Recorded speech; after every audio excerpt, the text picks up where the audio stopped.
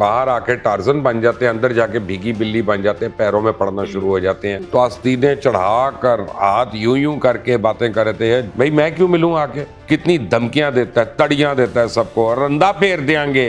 यही पहले भी ड्रामा किया था, मुझे मास्क दो, मुझे मास्क दो, मुझे ऑक्सीजन दो, मुझे ऑक्सीजन। खान साहब थोड़ा इस्लामी टच दे दें बस। यहाँ पे ये मरासी है, ये ढोंग है। आरिफ अलवी के लिए फिर प्रिजन वैन आती है और वो प्रिजन में जाता, कुछ चंद दिनों के अंदर भगा भी दिया गया पाकिस्तान से। ये भी नहीं पता वो कहाँ है। कि पाकिस्तान तहरीक इंसाफ को सबसे ज्यादा और इमरान खान को जो सपोर्ट करने वाले एंकर हैं। अस्सलाम वालेकुम नाज़रीन, आप देख रहे हैं मुबश्शिर लुकमान यूट्यूब चैनल। मैं हूं महविश तबस्सुम। नाज़रीन, हमारे यहाँ सियासतदान पहले अदलिया के खिलाफ बयान देते हैं और उसके बाद गैर मशरूत माफ़ी मांग लेते हैं जब तौहीन अदालत का नोटिस मिलता है। माजी में भी हमने देखा कि ऐसा होता आया है। खान साहब ने बहुत दफ़ा ऐसा किया और अब मुबश्शिर साहब असद उमर साहब ने भी अदलिया से गैर मशरूत तौर पर माफ़ी मांग ली है। अगर माफ़ी ही मांगनी होती है तो फिर पहले बयान देते क्यों? मावेश, मैं आपको हमेशा कहता हूँ ना, ये बाहर आके टार्जन बन जाते हैं, अंदर जाके भीगी बिल्ली बन जाते हैं, पैरों में पड़ना शुरू हो जाते हैं और यानी टांगों में लौटना शुरू हो जाते हैं। बिल्कुल जैसे वो भीगी बिल्ली होती है ना, वैसे कसियानी बिल्ली।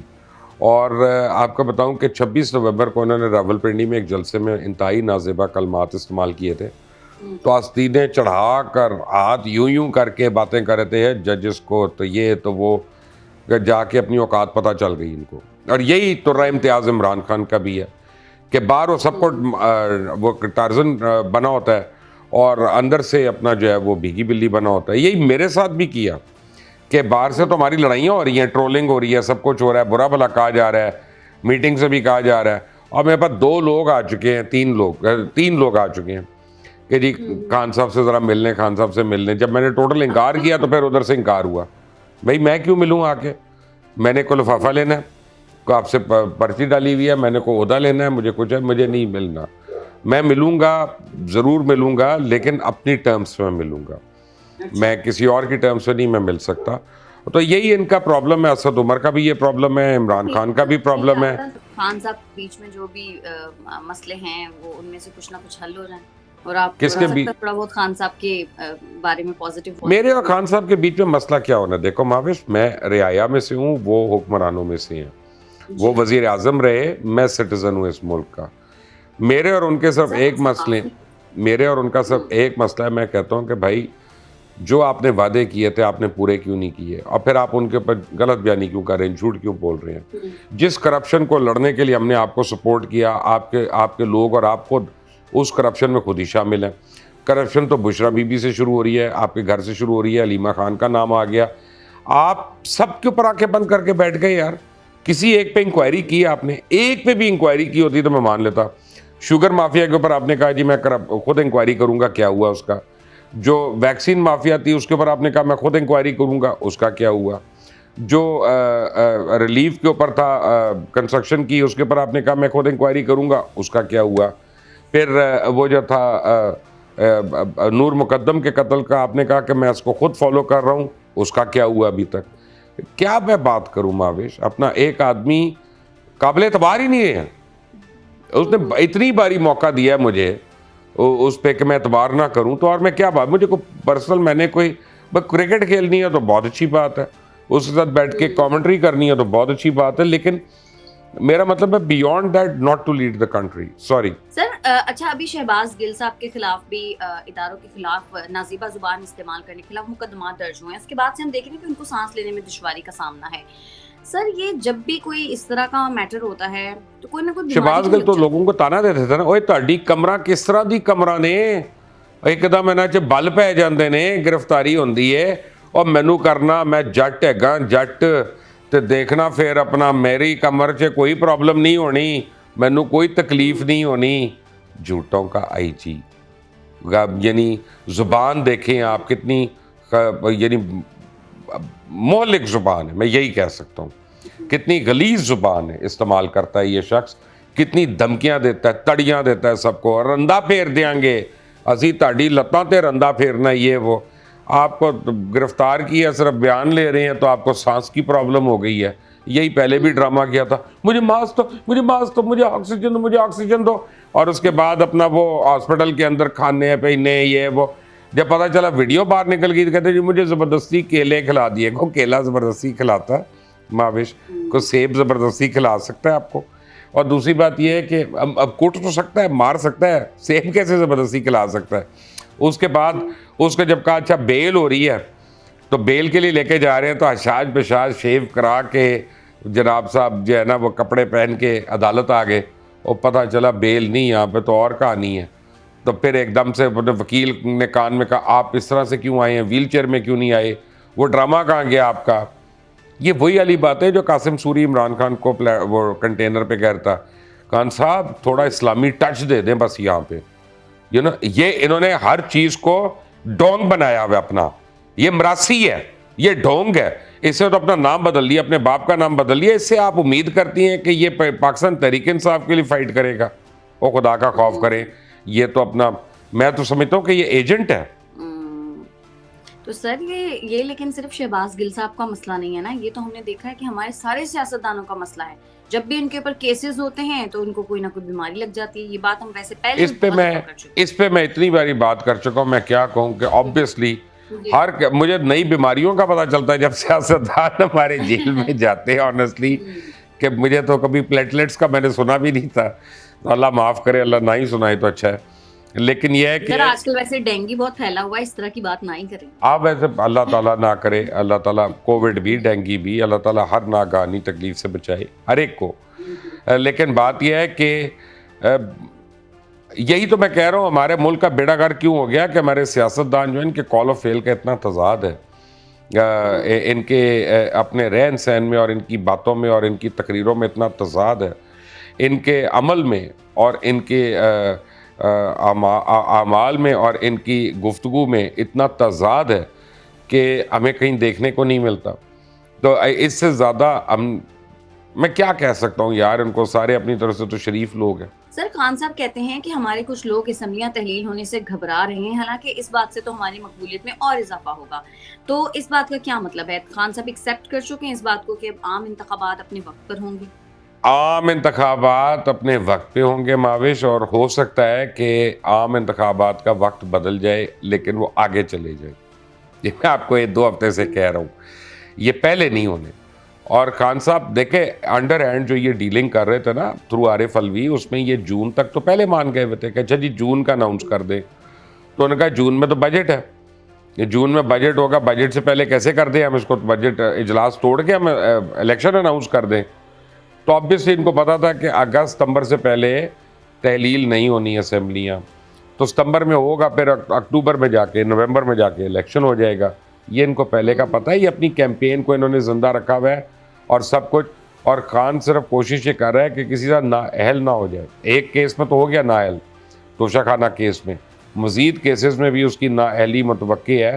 फिर उसकी एक ना ख़त्म होने वाली फ़िल्म शुरू हो जाएगी। आपने देखा नहीं आज जैसे आपने अभी बात की, असद उमर ने कितनी भाग के एकदम से माफ़ी मांगी। वो माफ़ी गैर मशरूत मांगने का मतलब भी ये था कि यहाँ से मैं ना सज़ा याफ्ता हो गया तो नाअहल हो जाऊँगा, नाअहल हो गया तो सियासत ही ख़त्म। तो यही इमरान खान को इस वक्त तड़प लग रही है कि इलेक्शन वक्त पे हो या वक्त के बाद हो, ये नाअहल ना हो जाए। ये इसीलिए इलेक्शन कराना चाहते हैं कि ये जनाब पावर में आए और अपने ऊपर केसेस ख़त्म कर दें। और मैंने आपको पहले दिन कहा था तहरीक इंसाफ वाले खुद नहीं चाहते कि असेंबलियाँ तहलील हों। अब खान का अपना बयान आ गया कि जी वो मेरे कुछ साथी नहीं, अक्सर साथी नहीं चाहते उसके, वरना कल को कर देता ही है अगर इसको लगता है सिर्फ 15-20 लोग हैं। सर फवाद चौधरी साहब कहते हैं कि खान साहब अगर ना कहते और सदर आरिफ अलवी साहब समरी पर दस्तखत ना करते तो मुल्क में मार्शल लॉ लग सकता था। सर वाकई ऐसा हो सकता था? इस पे क्या कहेंगे आप? आरिफ अलवी की क्या मजाल है कि ना करता? आरिफ अलवी के लिए फिर प्रिजन वैन आती और वो प्रिजन में जाता, आर्टिकल 6 लगता उस पर, सबवर्जन ऑफ कॉन्स्टिट्यूशन। ये बैठे बिठाए अगर मगर चूंके चुनाचे इन्होंने पूरे मुल्क को पागल बना दिया, मफलूज बना दिया। पहले झूठ बोल के, फिर करप्शन करके, फिर 2 नंबरियां करके, फिर अपनी अय्याशियों से, फिर अपनी बेलगाम जुबान से। इनकी जुबानों का साइज देखो, इनके कद से कितना कितना लंबा है। तो खुदा के लिए बात ही नहीं खत्म होती, रोज कोई ना कुछ आके बक देना, रोज कुछ बक देना। ये बक नहीं तो इस मुल्क को और इस कौम को इस हाल पे पहुंचा दिया कि हम इररिलेवेंट मुल्क हो गए हैं पूरी दुनिया में। पूरी दुनिया कह रही है पाकिस्तान में क्लाइमेट चेंज जो है उससे सबसे ज़्यादा इफेक्ट हुआ, $70 बिलियन का नुकसान हो गया, और हमारे जितने लोग हैं उनको प्रॉब्लम ही नहीं है क्लाइमेट चेंज की।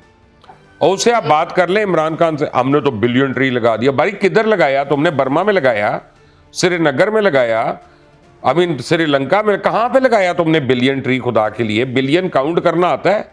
कितने जीरो होते हैं उसमें? और आप गवर्नमेंट से बात करें, नहीं हम ये कर रहे हैं, हम ये कर रहे हैं, हमने तो क्लाइमेट चेंज पे ये करें, कुछ भी नहीं हो रहा। अगले साल फिर सैलाब आना है, फिर लोगों ने मर जाना है और नुकसान हो जाना है, फिर वही रोना धोना, फिर मैं भीख मांगने नहीं आया, मैं ये करने नहीं आया, हमारी मदद कर दें, फिर यही शुरू हो जाना सिलसिला। तंग आ गया हूं मैं इन सियासतदानों से। सर बिल्कुल सही बात है, मैं एग्री करती हूँ आपकी बातों से। सर चौधरी शुजात हुसैन और जरदारी साहब की भी तो मुलाकात हुई है और उसमें ये बात मुशावरत हुई है कि परवेज इलाही साहब असम्बलियां नहीं तोड़ेंगे बल्कि मुशावरत से नया सेटअप लेकर आएंगे।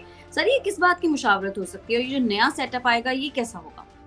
देखिए, परवेज इलाही साहब जो हैं वो अपनी एक सेफ जो लेयर बना रहे हैं वो ये है।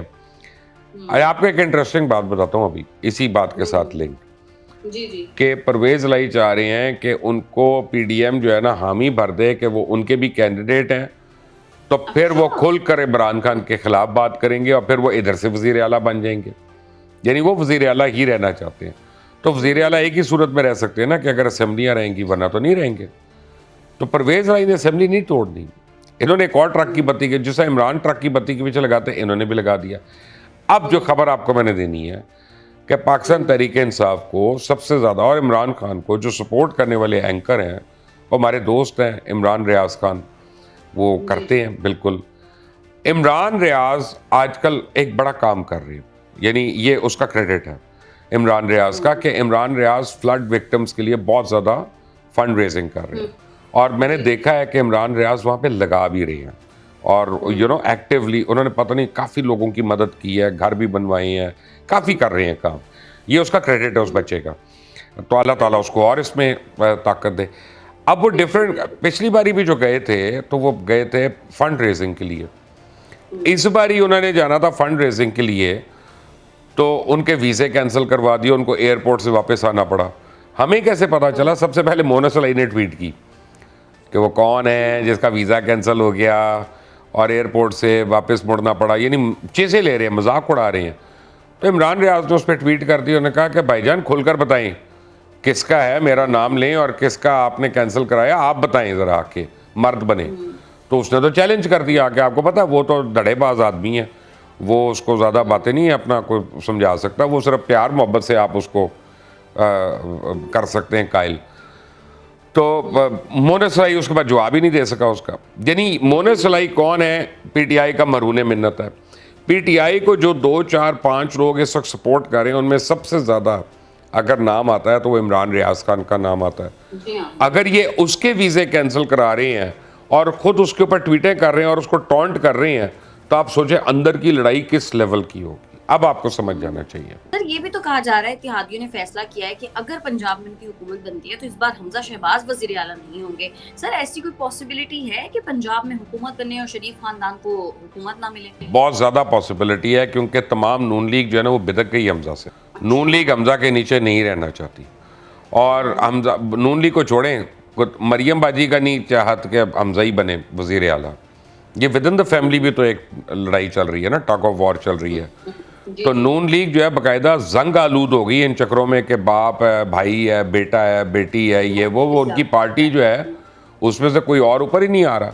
और नून लीग में बड़े अच्छे और बड़े काबिल लोग भी हैं, हर पार्टी में होते हैं और इनको भी हैं, और जिनको तजुर्बा है हुकूमत का, कानून साजी का, लेजिस्लेशन का, उनको मौका मिलना चाहिए, उनका राइट है। उनको गुलामी करने के लिए पॉलिटिक्स में है सिर्फ। तो you are right, Hamza Shahbaz का बहुत माइनस में चांस है वजीर आला बनने का। सर अरशद शरीफ कत्ल केस के हवाले से बात करना चाहूंगी। सुप्रीम कोर्ट ने जो हुकूमती जेआईटी रिपोर्ट थी उसको मुस्तरद कर दिया है और कल एक नई स्पेशल जेआईटी तश्कील देने का हुक्म दिया है। तो सर क्या हुकूमत अपना काम ठीक से नहीं कर रही है और सुप्रीम कोर्ट जो है वो इस बात से मुतमईन नहीं है? मैं तो समझता हूँ कि हुकूमत नहीं अपना काम ठीक कर रही, और मैं तो समझता हूँ कि वो जेआईटी सही नहीं थी। मैं तो समझता हूँ उसमें बहुत गैप्स हैं, और मैं समझता हूँ उसमें बड़े ग्रे एरियाज़ हैं, और मैं ये समझता हूँ कि वो जेआईटी का मकसद था ख़ास बचाने का, लोगों को पकड़ने का नहीं। ठीक है ना? तो मैं तो बिल्कुल एग्री करता हूँ सुप्रीम कोर्ट के जजमेंट से और उनके लॉजिक से, और बिल्कुल सही उन्होंने किया, और इसी तरह होना चाहिए और प्रॉपर प्रोब होना चाहिए। और देखें जिस तरह से एफआईआर काटी है ना, एक लीगल बहस तो उस पर हो सकती है कि जनाब क्योंकि क्राइम पाकिस्तान में नहीं हुआ तो जो है ना, इसलिए एफआईआर यहाँ पे नहीं कट सकती या उन्हीं के नाम पे कट सकती है। लेकिन मेरा सवाल यह है कि हो सकता है क्राइम की प्रेपरेशन यहाँ पे हुई हो, ये यहाँ से शुरू हो गई हो, तो फिर तो एफआईआर यहीं पे कटनी चाहिए ना, फिर उन लोगों के खिलाफ ही कटनी चाहिए जिन जिन का नाम आ सकता है उसमें, वो चाहे मेरा बाप हो चाहे आपका कज़न हो Mavish, it doesn't matter. But जो भी अरशद शरीफ को है बेमाना कत्ल के पीछे मुलव्विस है, वो बेनकाब भी होने चाहिए, पाबंद सलासल भी होने चाहिए, और कड़ी से कड़ी उनको सज़ा भी मिलनी चाहिए ताज़ीरात पाकिस्तान के तहत। सर वकार और खुरम जो इस केस में ज़ाहिर शुरू से ही शामिल थे, उनके बारे में कहा जा रहा है कि उनके शायद कीनिया की इंटेलिजेंस के साथ ताल्लुकात हैं। तो सर इन दोनों किरदारों को क्यों आवाम से छुपाया जा रहा है? ना सिर्फ छुपाया जा रहा है बल्कि उनके घर वाले जो कराची में मुकीम थे इतने सालों से, वो जब उनके नाम आए हैं सामने तो उनको चंद दिनों के अंदर भगा भी दिया गया पाकिस्तान से, ये भी नहीं पता वो कहाँ हैं।